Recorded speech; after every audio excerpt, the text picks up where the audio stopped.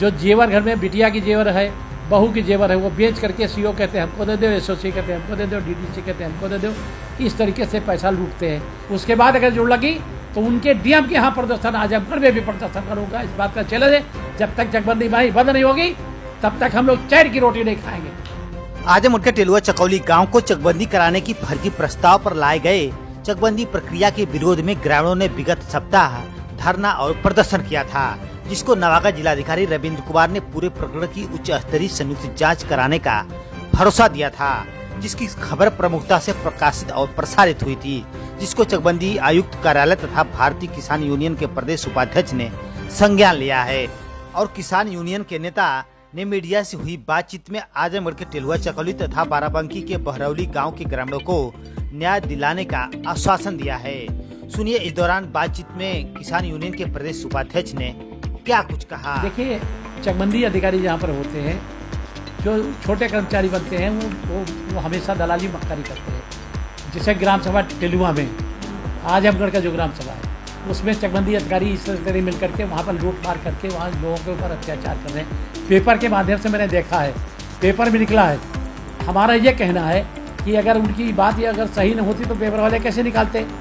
अब अगर उनको इनके साथ अन्याय जो हो रहा है, अगर न्याय न मिला तो हम अपनी पूरी संख्या ले जा करके, अभी तो पहले यहाँ मिलेंगे, आयुक्त महोदय से उनके बारे में मिलेंगे, पैड पे लिख कर देंगे। उसके बाद अगर जुड़ लगी तो उनके डीएम के यहाँ प्रदर्शन, आजमगढ़ में भी प्रदर्शन करूँगा, इस बात का चैलेंज है।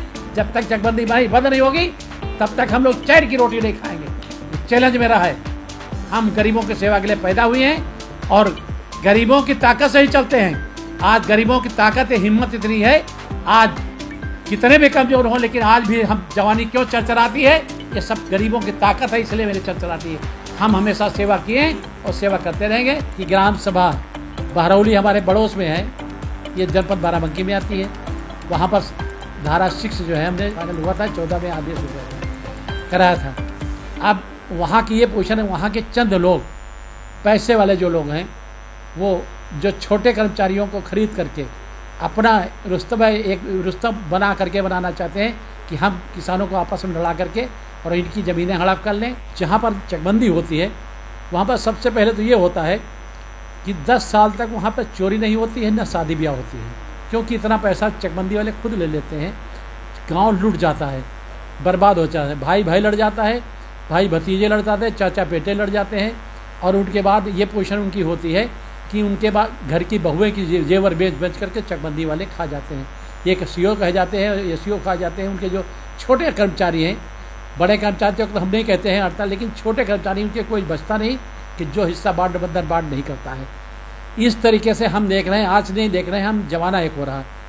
अब उसमें ये आता है बात, यदि किसानों के साथ अन्याय होता है तो जहाँ मुझे बुलाया जाता है, कहीं भी किसी प्रदेश में हैं तो उत्तर प्रदेश के रहने वाले हैं, लखनऊ जनपद के, लेकिन किसी भी प्रदेश में अगर कहीं भी जरूरत पड़ जाए, किसी दूसरे जिले में जरूरत पड़ जाए, तो गंगा प्रसाद यादव तन मन धन लगा करके उसकी सेवा करने के लिए जाएंगे। जब तक किसानों की समस्या हल नहीं होती तब तक वहाँ से लौट कर नहीं आएंगे। इस बात का मेरा चैलेंज रहता है। और कितनी भी अच्छी ज़मीन अगर आपकी ज़मीन है तो उसमें कटौती इतने % काटी जाती है कि 10 बीघे ज़मीन आपके पास और 1.5 बीघे ऐसे चली जाती है। मामूली तौर पे अगर 10, 12, 15 लाख रुपए बीघे से नीचे तो कोई ज़मीन है नहीं, तो 20-25 लाख तो एकदम ऐसा चला गया उसका। दूसरी बात, जो जेवर घर में बिटिया की जेवर है, बहू की जेवर है, वो बेच करके सीओ कहते हैं हमको दे दो, एसओसी कहते हैं हमको दे दो, डीडीसी कहते हैं हमको दे दो, इस तरीके से पैसा लूटते हैं और हमेशा बेईमानी सवार रहती है। अब उसकी शिकायत हम लोग उच्च अधिकारियों से जब किया, उन्होंने भी आश्वासन दिया है कि ठीक है, हम इस पर विचार करके ज़रूर हम आदेश करेंगे। गलत अगर है तो ज़रूर ये बंद कराई जाए, धारा 6 कराया जाएगा। ऐसी बात नहीं, 100 में 90% आदमी हमारे साथ हैं, हमारे किसानों के साथ हैं जो न्यायिक हैं। 10 लोग जो पैसे वाले हैं वो इधर उधर हो ही जाते हैं, उससे वो हमारे साथ नहीं होते हैं। हमारा संगठन तो इतना ज़्यादा उठा रहा है, हम लोग तो कई बार इनको पीट चुके, कई बार इनको हम डंडों से पीटा, मारा, बंद कर दिया, जूतों से मारा। इतनी सेवा इनकी किया मार करके जूतों से कि कमरे बंद कर दिया। जब इनके वरिष्ठ अधिकारी आए, उनकी गाड़ियाँ पंचर कर दी गई, 2 दिन तक गाड़ियाँ खड़ी रही। हम लोग कभी चैन की रोटी नहीं खाते हैं। जहाँ आवाज़ आती है किसानों की, हम उनकी दर्द हमें बर्दाश्त नहीं होती है। हमेशा ये चैलेंज रहता है कि जो किसान मेरे यहाँ आएगा, हम उसका बाकायदे खाना खर्चा भी देंगे और उसको रखेंगे अपने यहाँ और उसकी सेवा भी करेंगे।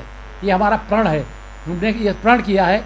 आज 83 साल की उम्र होने के बाद भी आज भी हम अपने को हम जवानी समझ रहे हैं, अभी बुढ़ा नहीं समझ रहे हैं। और जब तक जिएंगे, स्वामी रामदेव जी मुझे आशीर्वाद, उन्होंने, उनका भी आशीर्वाद है, 2 बार मुझे साड़ उड़ा के सम्मानित किया समाज के अंदर, उनका आशीर्वाद है। उन्होंने भी कहा था अपने आशीर्वाद से, कहाँ तक सही होता है कहाँ तक गलत हम तो नहीं कहते कि महात्मा है वो, कहा था कि अभी यादव जी आप 50 साल जिएंगे। तो मुझे उम्मीद है कि उनका आशीर्वाद जरूर सच्चा होगा। हमारी हिम्मत भी कहती है, हमारा दिल भी कहता है, हम अगर जीवित रहे तो जब तक जिएंगे तब तक किसानों की सेवा करेंगे, उन्हें लूट मार करके नहीं, ईमानदारी के साथ उनके काम करेंगे। ये हमारा चैलेंज है इस बात।